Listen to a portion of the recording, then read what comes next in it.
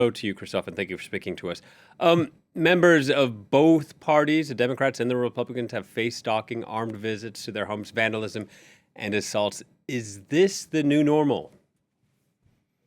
I think it's more like an isolated case, but he raised the question of politic violence and the climate, the political climate before the midterms is quite tight with the importance of the election and the rise on the Republican Party of many candidates that have been supportive of Trump 6th of January protest for the lack of better word.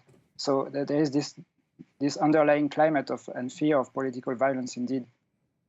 Yeah, and we're still, I don't want to speculate about what happened in California yet. We're still waiting to see the motive, the reasons behind that assault. But I would like to check in on Arizona. There have been multiple reports of masked individuals with firearms staking out ballot drop boxes, ostensibly to stop election fraud. On Thursday, a federal judge declined to ban them. A voter rights group saying this is a clear intimidation. There's a feeling that violence, political violence, something Americans are not used to, it might occur here in the midterms. How do you feel?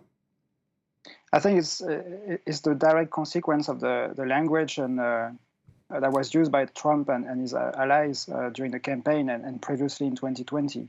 But I wouldn't be convinced yet that there's a difference between threats and this behavior of intimidation and the actual violence. And I'm not convinced that the line will be crossed. The US society, even with its own violence in it, hasn't really been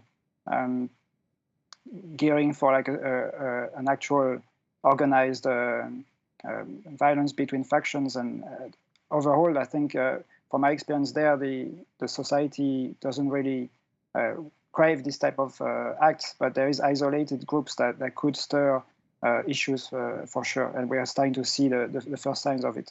All right, Christophe, thank you very much. Christophe Leboucher speaking to us from Amsterdam. Welcome.